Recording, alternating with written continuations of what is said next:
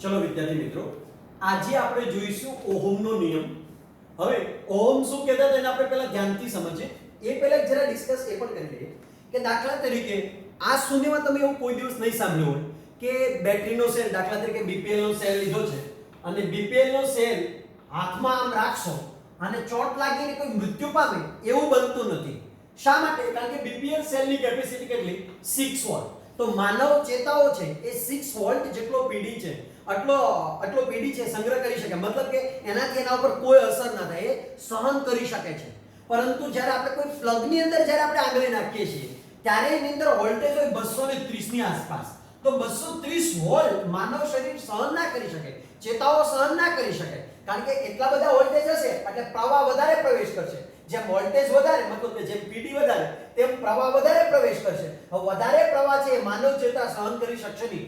આમાં પીડી ઓછો છે એટલે પ્રવાહ ઓછો અંદર આવશે. દાખલા તરીકે હું એવું કહું કે મેં બેટરીના સેલને આવી રીતે મળ્યો છું તો પ્રવાહ આવી રીતે એડ થશે તો ઘટના શું બનશે? તો ભાઈ 6 વોલ્ટ હોય તો બહુ ઓછો માઇક્રોએમ્પિયર ની અંદર પ્રવાહ વહેતો હોય તો માઇક્રોએમ્પિયર નો પ્રવાહ આપણો હાથ જે છે, આપણી ચેતાઓ છે, આપણી બોડી છે એ સહન કરી શકે. પરંતુ 230 વોલ્ટ છે એટલે વધારે પ્રમાણની અંદર વિદ્યુત પ્રવાહ વહેતો હોય છે. તો આટલો બધો વિદ્યુત પ્રવાહ છે એ આપણી બોડી સહન ના કરી શકે. એટલે પ્લગની અંદર આપણે આંગળી નાખવા જઈશું તો આપણને ચોટ લાગશે. ચોટ એટલા માટે લાગે કારણ કે વધારે વિદ્યુત સ્થિતિમાન હોય તો પ્રવાહ વધારે વહે છે અને વધારે પ્રવાહ મનુષ્યની બોડી સહન કરી શકતી નથી. તો હવે એના ઉપર થઈને એક ઓહમ નામના વૈજ્ઞાનિકે બહુ સરસ મજાનો એક આપણને સિદ્ધાંત આપ્યો છે, નિયમ આપ્યો છે. એની પણ જરા આપણે ચર્ચા કરી દઈએ કે શું એ કહેવા માંગે છે. દાખલા તરીકે આપણી પાસે આપણે આવો એક આરશેદ લઈએ છીએ. ચાલો એક વાહક લીધો છે. આ વાહકના બે આરશેદો છે. આરશેદ અહીંયા દર્શાવ્યો છે, આરશેદ અહીંયા દર્શાવ્યો છે. તમે વચ્ચે પણ આવી રીતે કોઈ આરશેદ દર્શાવી શકો છો. દાખલા તરીકે અહીંયા અમે આરશેદ દર્શાવ્યો છે. કોઈ કે એક વાહકમાં આરશેદ કેટલા હોય? એટલે ભાઈ અસંખ્ય, તમારે જેટલા દોરવા હોય એટલા. ચલો હવે આને હું બેટરી સાથે જોડું છું. ખાસ જરા સમજો. આને બેટરી સાથે જોડીશ તો આ પ્લસ ને આ માઈનસ, અહીં હું કળ મૂકીશ. આને આ બેટરીનો બીજો છેડો દર્શાવીશ. હવે સ્વિચ આપણે ચાલુ કરીએ છીએ. જોજો સ્વિચ જ્યાં સુધી બંધ છે ત્યાં સુધી કોઈ બે છેડા વચ્ચે વિદ્યુત સ્થિતિમાનનો તફાવત નથી, ત્યાં સુધી કોઈ ફેરફાર નથી. સમજો હવે સ્વિચ દાખલા તરીકે તમે ચાલુ કરી, સ્વિચને આપણે કળ K કહી દઈએ. અહીંયા વોલ્ટેજ આપ્યા છે જેને V કહી દઈએ.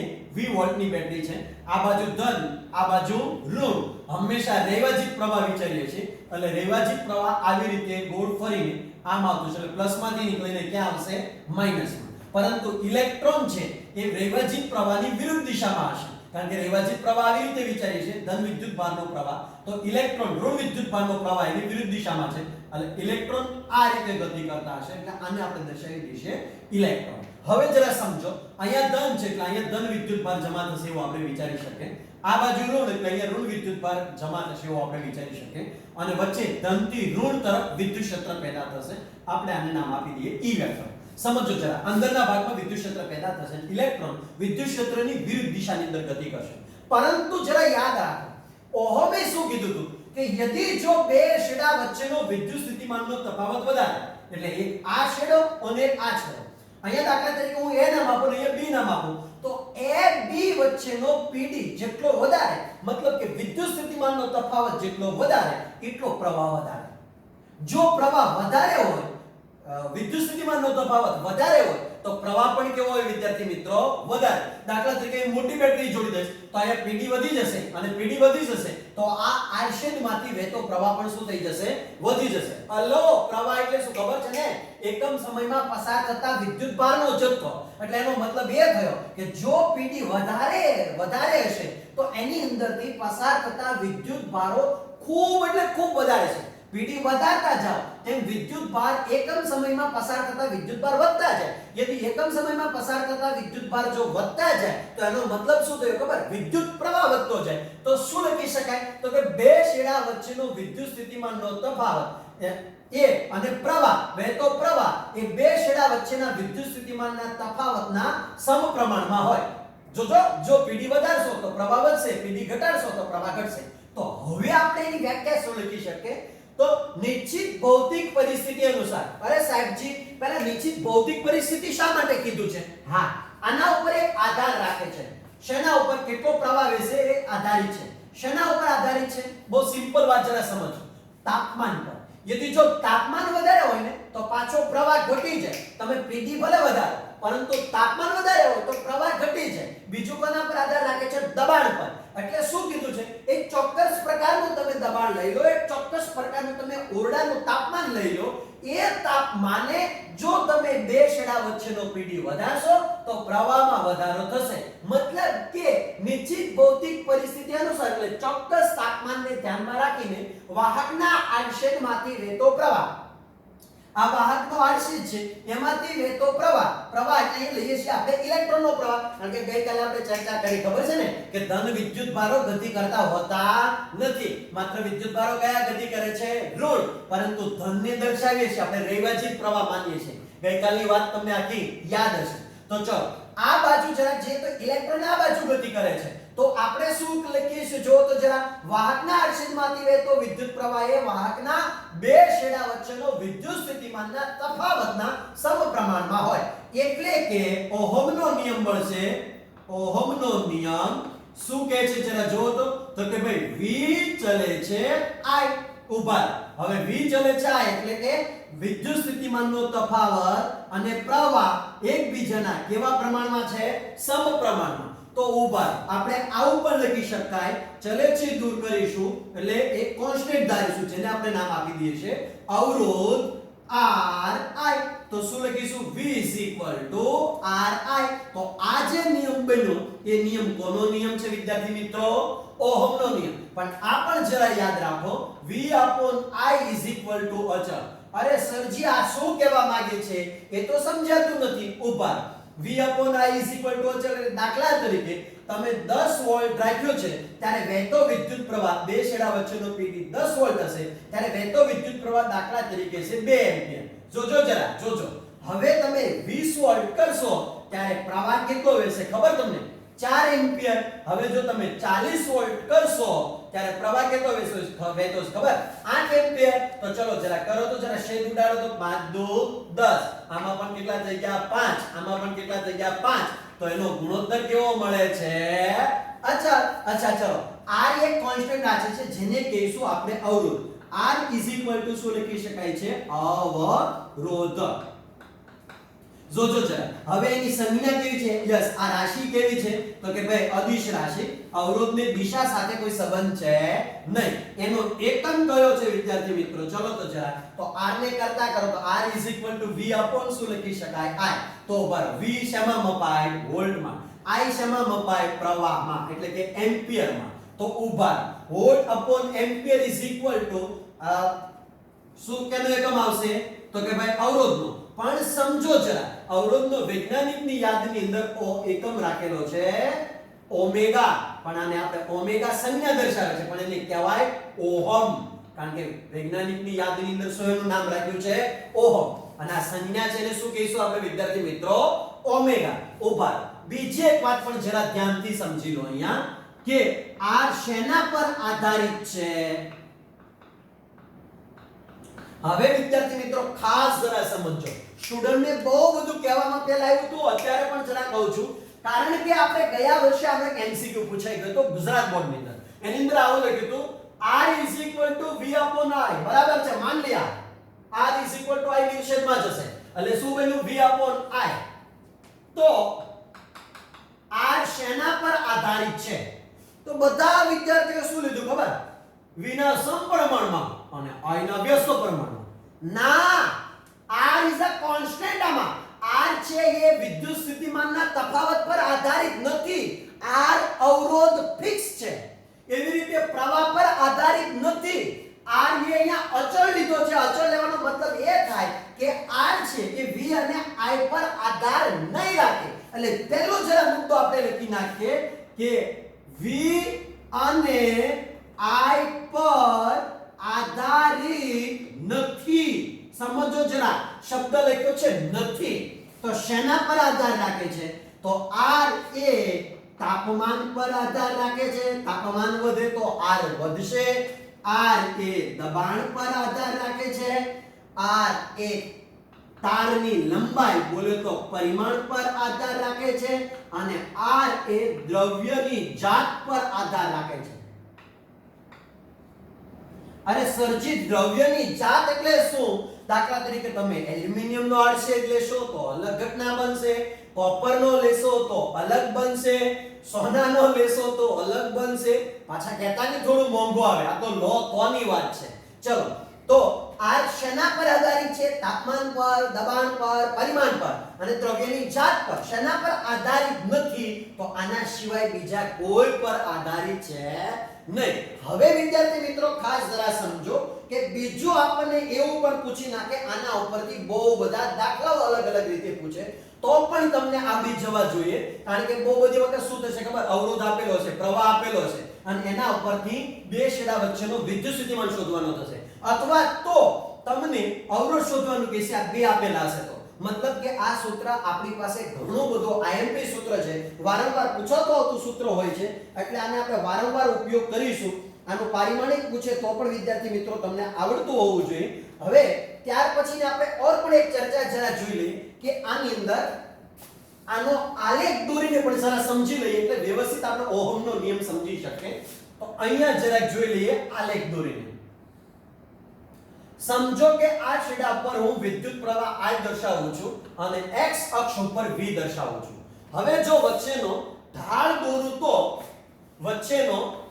દોરું તો કઈ ઘટના બનશે એની પણ જરા આપણે ચર્ચા દર્શાઈ કરીએ.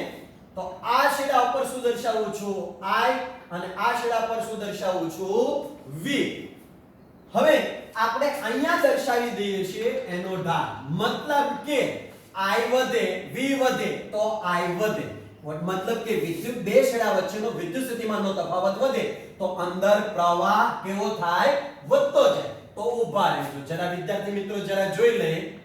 તો એટલે તેટલો આ પ્રવાહનો અક્ષ છે, તો એટલે તેટલા પોઈન્ટને આપણે કહીએ ડેલ્ટા I. જરા સમજો વિદ્યાર્થી મિત્રો. અને આ જે છે એ વિદ્યુત સ્થિતિમાનનો અક્ષ છે, તો આને આપણે નામ આપી દઈએ છીએ ડેલ્ટા V. ઊભા. તમને ખબર હંમેશા આ ઢાળ છે ને શું કહેવાય? આને આપણે લખી નાખીએ ઢાળ. પણ ઢાળને શેના વડે દર્શાવવામાં આવે ખબર? tan theta. સમજો જરા, જોજો વિદ્યાર્થી મિત્રો. અને tan થીટા બોલો તો જરા.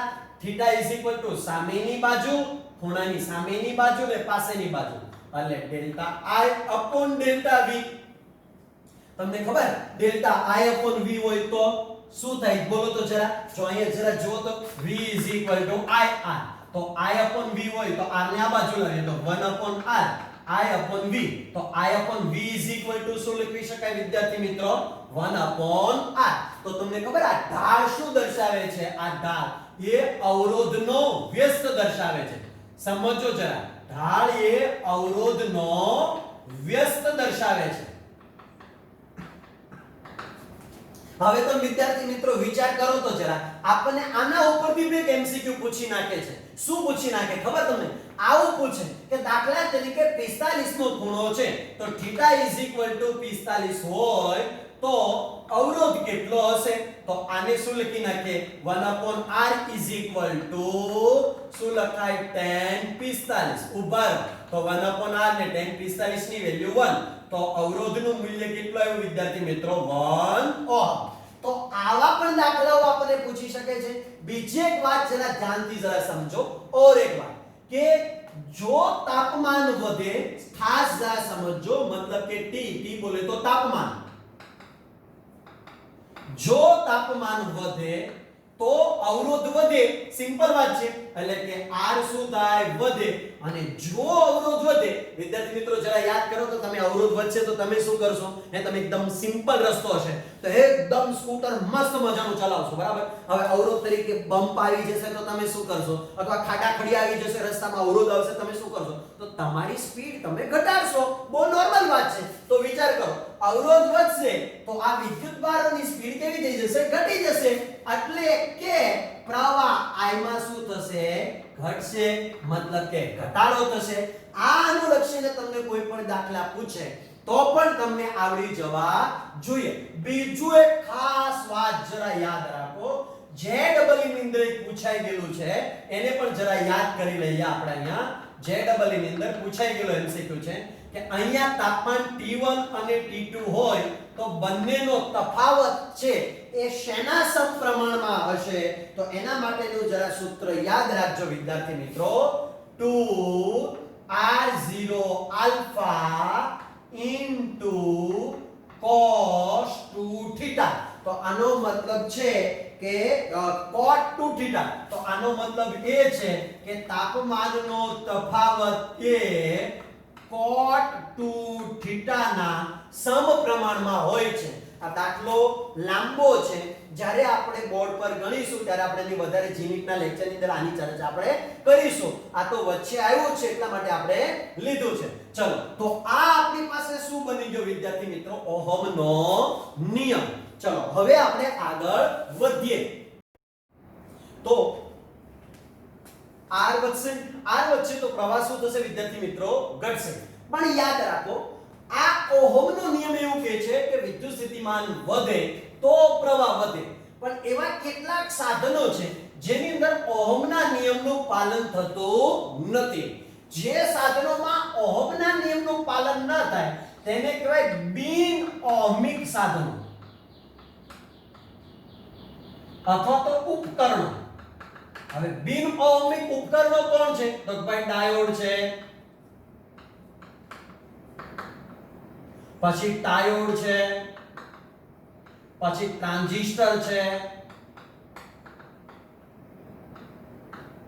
પછી વાલ્વ નળી છે, અને ખાસ મહત્વની વાત જરા જોજો, એમસીક્યુ માં પૂછે તો જો કોઈ પણ બે સપાટીનું અથવા તો તારની અંદર વિદ્યુત ક્ષેત્ર 10⁸ વોલ્ટ પર મીટર હોય તો ઓહમના નિયમનું પાલન થતું નથી.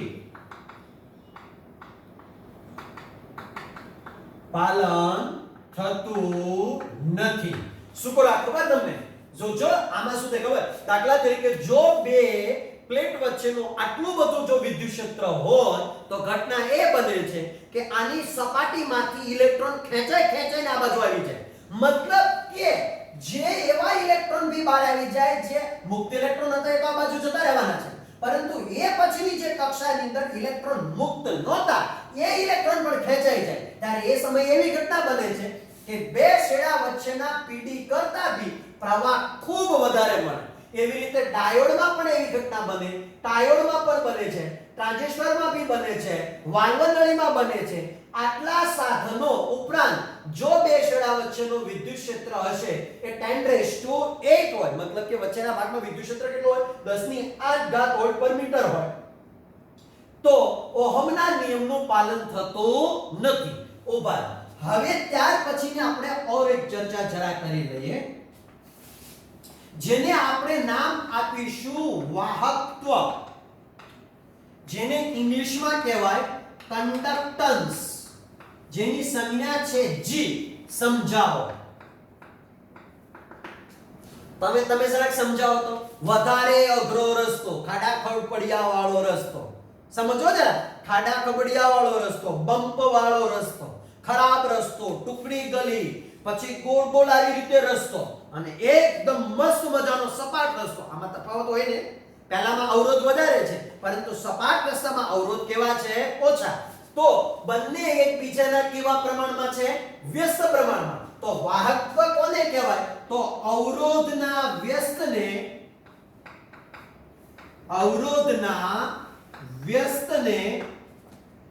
વાહકત્વ કહે છે. તો વાહકત્વની સંજ્ઞા શું છે? G = 1/r. ઉપર તો પછી એનો એકમ શું નક્કી થશે? બોલો તો જરા.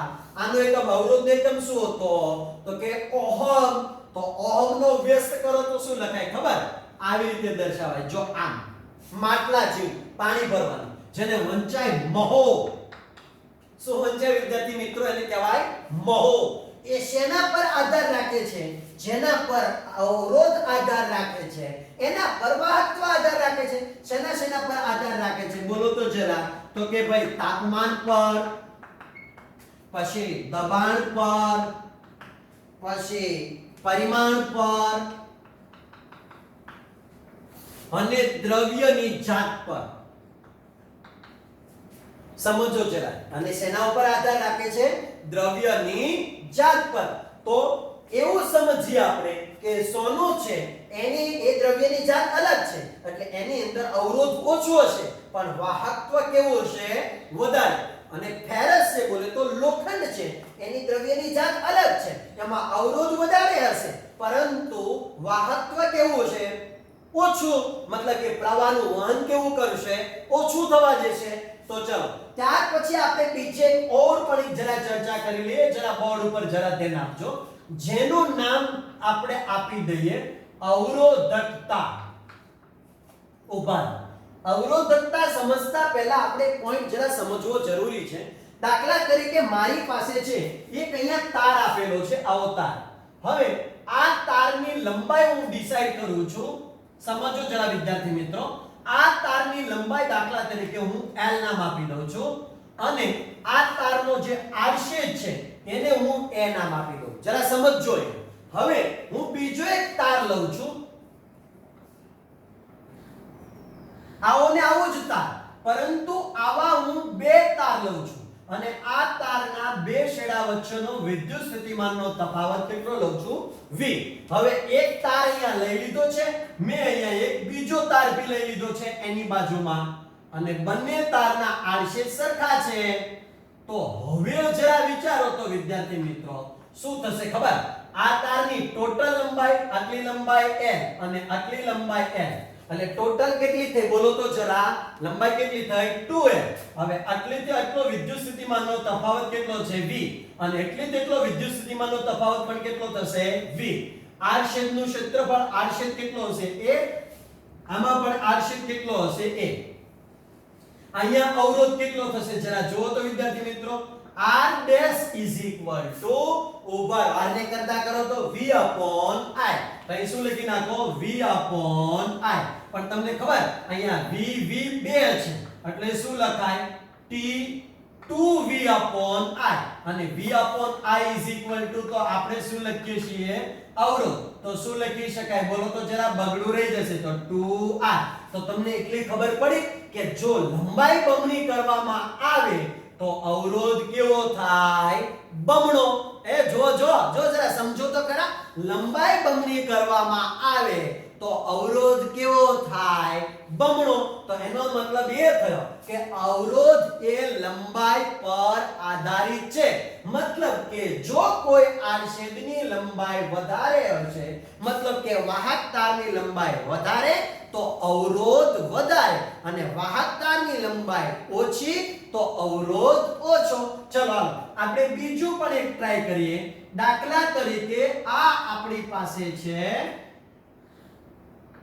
એક વાહક તાર પરંતુ આનો આડછેદ આપણે અડધો કરી દીધો છે જરા સમજજો આ બીજો આડછેદ છે એટલે આ પહેલો આડછેદ અડધો એટલે a/2 અને બીજો આડછેદ અડધો એટલે કેટલો થઈ ગયો વિદ્યાર્થી મિત્રો a/2 ચલો તો હવે r' માટે લખો તો હવે તમને એ તો ખબર હશે ને આ લંબાઈ તો l ની l જ આપણે રહેવા દઈએ છીએ પણ તમને એ ખબર છે ને કે આખી પાઇપલાઇનમાં પાણી જતું હોય ભરચક પાણી ભરેલી પાઇપલાઇન હોય આખી પાઇપલાઇનમાં પાણી જતું હોય અને પછી આપણે એવું કાલ્પનિક રીતે વિચારીએ કે અડધી પાઇપલાઇનમાં પાણી કેટલું જતું હશે તો તમે આમ જવાબ આપી શકો કે પાણી અડધું જ હશે આખી નદી વહેતી હોય અને આપણે વિચારીએ કે આ સાઈથી હું આમ ઊભો છું તો આ ભાગમાં પાણી કેટલું ને આ ભાગમાં પાણી કેટલું નદી જો કોન્સ્ટન્ટ રીતે આવી રીતે અચળ રીતે વહેતી હોય તો બેમાં પાણી કેવું થઈ જાય અડધું અડધું તો આમાં બંનેમાં પ્રવાહ કેવો થઈ જશે અડધો અડધો એટલે કેટલો લખી શકાય આ ભાગની અંદર વહેતો પ્રવાહ I/2 અને અંદરનો બીજો ભાગ વહેતો છે એની અંદર પ્રવાહ કેટલો થશે I/2 તો ઉભા અવરોધ કેટલો થશે બોલો તો જરા r' is equal two v તો બરાબર છે આના બે છેડા વચ્ચેનો વિદ્યુત સ્થિતિમાનનો તફાવત તો કેટલો છે v ઇન્ટુ અપોન i' તો v ના v બરાબર છે પ્રવાહ કેવો થઈ ગયો અડધો તો છેદનો છેદ ઉલટીને અંશમાં તો શું લખી નાખીએ 2vi અને vi is equal to શું લખાય r તો શું લખાય 2r તો આનો મતલબ તમને ખબર પડી કે જો આડછેદ ઘટાડવામાં આવે તો પ્રવાહ વધે તો અવરોધ વધે સમજો જરા આડછેદ ઘટાડશો તો અવરોધ વધશે લંબાઈ વધારશો તો અવરોધ વધશે આડછેદ ઘટાડશો તો અવરોધ વધશે મતલબ કે આડછેદના કેવા પ્રમાણમાં થયો વ્યસ્ત પ્રમાણમાં તો આપણે આવું લખી શકીએ કે અવરોધ એ અવરોધક અવરોધ એ લંબાઈના સમપ્રમાણમાં અને વાહકના આડછેદના વ્યસ્ત પ્રમાણમાં હોય છે. લંબાઈ વધારશો તો અવરોધ વધશે અને આડછેદ ઘટાડશો તો અવરોધ વધશે. તો શું લખી શકાય બોલો તો જરા? r ચલે છે લંબાઈના સમપ્રમાણમાં અને આડછેદના વ્યસ્ત પ્રમાણમાં. ઉપર વિદ્યાર્થી મિત્રો ચલે છે દૂર કરવું હોય તો એક અચળાંક ધારવો પડે ને આપણે. તો શું લખીશું? r અચળાંક તરીકે અહીંયા ધારીએ છીએ જેનું નામ આપણે આપ્યું છે અવરોધકતા. ρ L/A. બહુ મસ્ત. આ આપણી પાસે ઓર એક સૂત્ર આવ્યું અવરોધનું. પણ આ સૂત્ર તો ઘણું બધું આઈએમપી છે. આપણે વારંવાર આનો આપણે ઉપયોગ કરીશું. હવે તમને કોઈ પૂછે અવરોધકતા વિશેની માહિતી તો પણ તમને આવડતી હોવી જોઈએ. તો ρ શું લખાય બોલો તો જરા અહીંયા? તો કે r એ આ બાજુ જશે upon n. ઊભા રહેજો. જોજો વિદ્યાર્થી મિત્રો. તો હવે એની સંજ્ઞા શું લખીશું? એકમ શું લખીશું બોલો તો જરા? આનો એકમ ઓહમ, આનો એકમ મીટર સ્ક્વેર, છેદમાં લંબાઈ છે એનો એકમ મીટર. એક એક મીટર કેવું થઈ ગયું? કેન્સલ. એટલે એકમ શું આવશે બોલો તો જરા? Ohm into metre.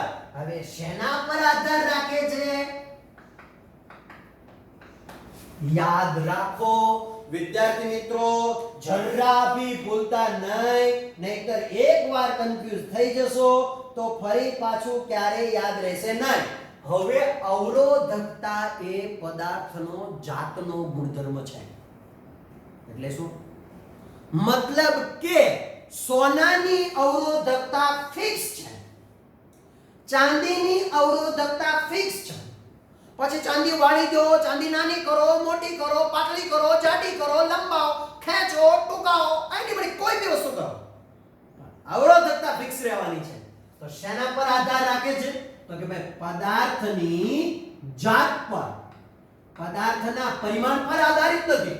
ચાંદીનો ટુકડો લાંબો હોય કે પહોળો હોય કે ગમે તેવો હોય, સોનાનો ટુકડો લાંબો હોય કે નાનો હોય, ઊભો હોય કે આડો હોય, પરંતુ અવરોધકતા કેવી હોય એની ફિક્સ. હા, ગરમ કરવાથી અવરોધકતા વધે છે. એટલે શેના પર આધાર રાખશે?